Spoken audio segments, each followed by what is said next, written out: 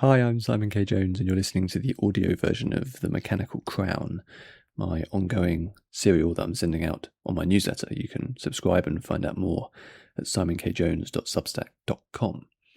Today's chapter is called Relics. One step, then another, left foot, right foot, pushing forwards, never looking back, never looking up. Leave it all behind.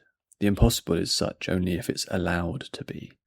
Break it apart, make it small, one piece at a time, and don't let anyone say that it can't be done.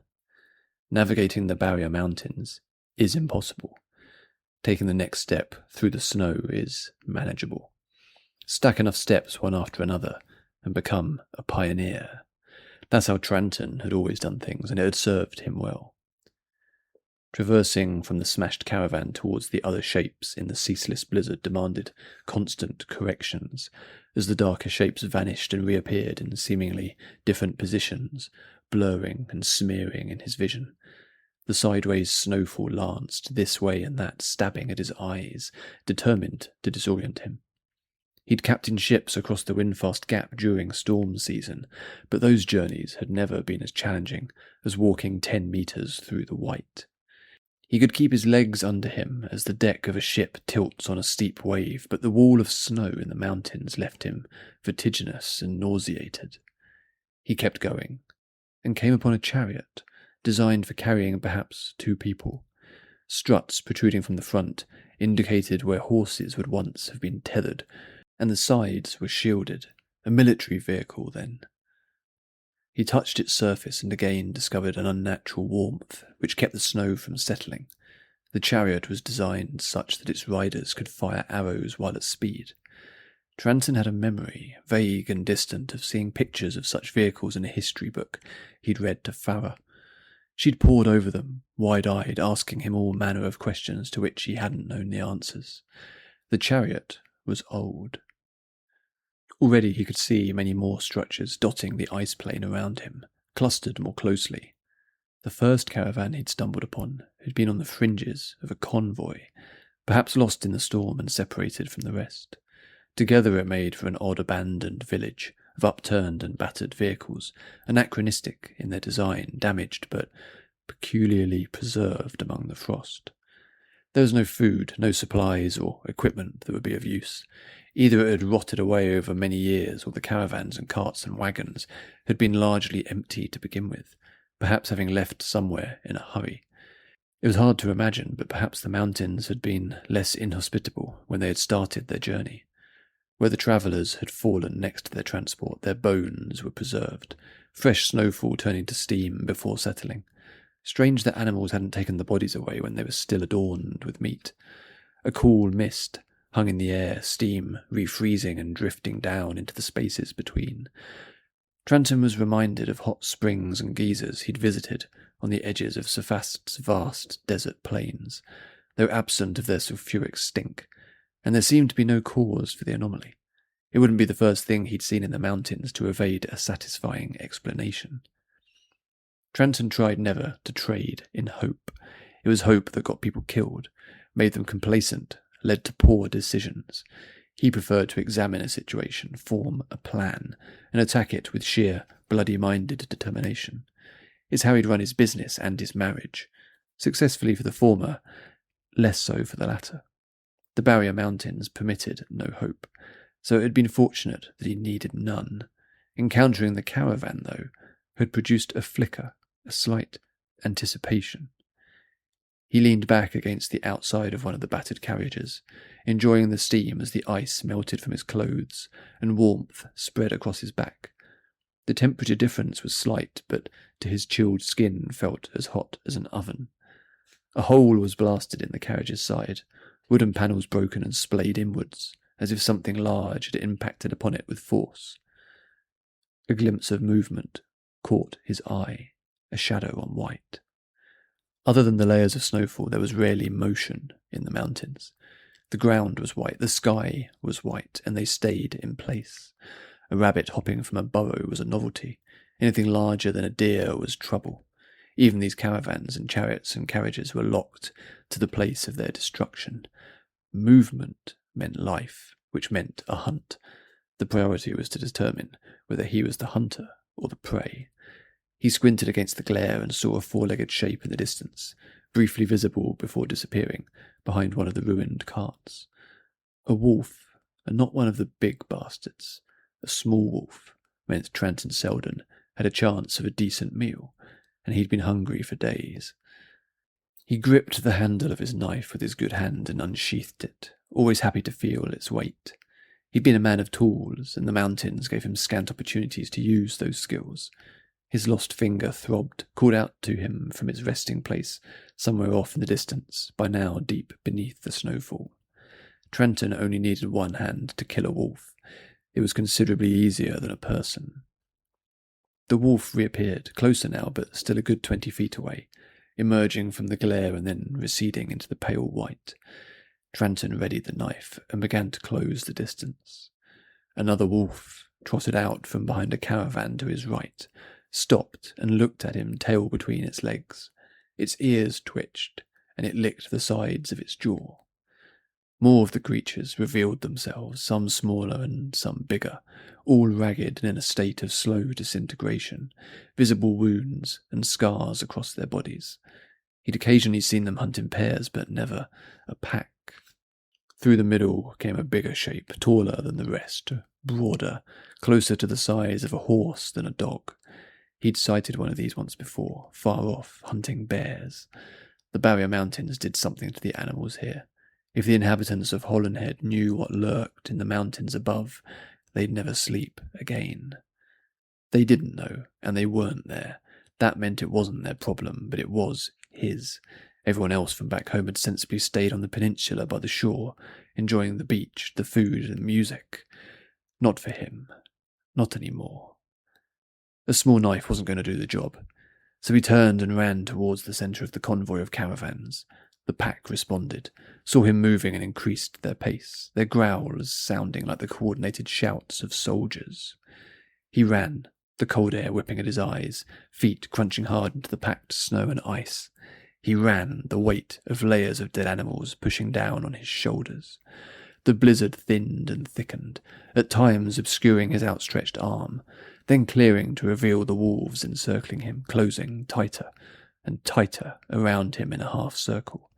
Hunger-red eyes and flecks of spittle freezing at the edges of muzzles, teeth sharp and anticipatory, matted fur black and grey and thick with blood. There was nowhere to go, no trees to climb, and the caravans were too shattered to offer shelter. From their positions and angles he seemed to be reaching what had been the front of the convoy. The wolves were outpacing him, running in great galloping strides, relishing the pursuit, eager to feast upon this strange two-legged thing. Beneath his feet, the ground changed, the familiar compacting crunch of snow giving way to a darkened solidity. The ice cleared and he ran onto bare rock, as if emerging from a forest into a clearing. All around the air was filled with a fine mist, and snow turned to rain before it hit the surface. The same phenomenon as surrounded the caravans, but on a larger scale. The blizzard still raged around the edges, but he was running through a bubble of calm. A spiral pattern, spiked fingers of bare rock, delineated by lingering snow, drew him towards a central point, his curiosity momentarily overwhelming his desperation. If he was about to be eaten, he'd like to have some answers first. The wolves peeled out into a wider arc, reluctant to tread on the unnatural, warmer, ice-free ground. They surrounded him, but didn't approach, staying instead on the edge of the blizzard. He watched them from the corner of his eye as he kept moving, slowing his pace. No sense in running out the far side of whatever it was. Colliding his foot with something low and hard, Tranton stumbled forwards and crunched onto the floor, losing his grip on his hunting knife, which skittered off across the rocks, and avoided breaking his skull only by the cushioning of his furs. As he rolled and scrabbled back to his feet, thinking perhaps that he'd run into one of the wolves, he discovered, instead, a metal chest, its lid ajar. The pattern of meltwater on the ground emanated from the chest's position. Sat on their haunches, the wolves watched and waited. The chest was plain, with a broken clasp and handles on either end. It was unremarkable, save for being found atop the barrier mountains in the midst of a blizzard, resting on a patch of unfrozen rock. Acutely aware of the ring of wolves, he lifted the lid and peered inside. Trinkets and jewels, gold-engraved boxes, pocket watches, and other items which he didn't recognize. An oddly curated selection of objects of presumably some significant value to their owner.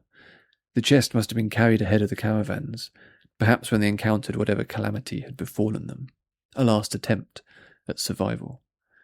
At the edge of the mists stalked the alpha wolf, huge and imposing, more a beast from myth than an ordinary animal. If it stood on its hind legs, it would easily tower over Tranton. It placed a tentative paw onto the clear rock, its determination to reach its prey, overcoming its fear of the unnatural space. Grabbing at some of the heavier objects inside the chest, he hurled them one after another in the direction of the wolf. The first missed, the second hit its nose. The alpha snarled and hesitated, surprised that its next meal was capable of putting up a fight. Tranton kept throwing, though his supply of projectiles was finite and fast dwindling. One of the items he took from the chest caught his attention, short, about the length of his outstretched hand, metal and cylindrical, with an inlaid leather grip, a small, weighted, spherical shape on one end, and what looked to be a belt clip on the other. It may have once been attached to a blade, but was now no more than a hilt, precisely engineered but ultimately useless. Its diameter was such that it could at the very least be shoved firmly into a wolf's eye socket. The hilt settled into his grip, feeling unexpectedly comfortable and well-balanced, and he found himself desiring to hold onto it, not to fling it at the nearest beast. There would be something else he could toss, something less satisfying, that he wouldn't mind losing. Everything about the object drew his attention, such that he had to force himself back to the situation at hand. The alpha was advancing, tentatively entering the mist, disturbed by the steam and clear rocks, but determined to get its quarry.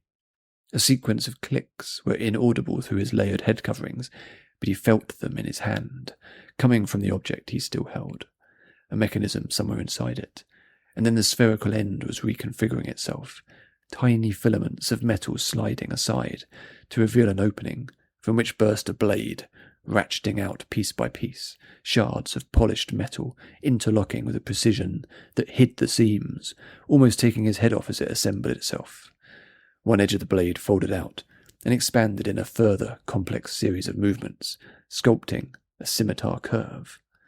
Tranton stood astonished, wielding a weapon which had not existed moments earlier. Two additional components emerged perpendicular to the hilt between the grip and the blade, forming a crossguard. Given its construction, the blade should have been flimsy, weak, riddled with break points, but it felt as would a single piece of forged steel. If he'd been holding the hilt the other way around, he would have saved the wolf pack a whole lot of trouble. Another half-formed memory from a history book flitted past, and he pushed it away, lifting his attention to the alpha wolf. He grinned behind his face mask, a child with a new toy, the unused muscles in his face creaking at the effort. Adjusting his posture, he shifted the blade in his hand. It was long enough to be a two-handed grip, but his offhand was still wrapped in cloth and throbbing from the increased heart rate. Thinking him distracted by the alpha, a smaller wolf charged from the mists, leaving no time for Tranton to be picky about his strategy. He brought the sword up awkwardly, still feeling its weight, and finding himself hampered by his unwieldy footwear and thick clothing.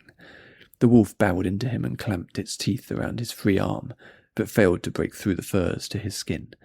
He lifted the blade and drove it down through the wolf's neck, and then it was still, blood filling the gaps where the snow refused to settle. Another came at him, and he succeeded in spearing it through its gaping maw, tearing it a new gash from head to belly. The sword was sharp, frighteningly so, far more than a blade that had been sat in a chest up a mountain had any right to be. The other creatures paused, wary now. He took a moment to adjust his hold and correct his posture.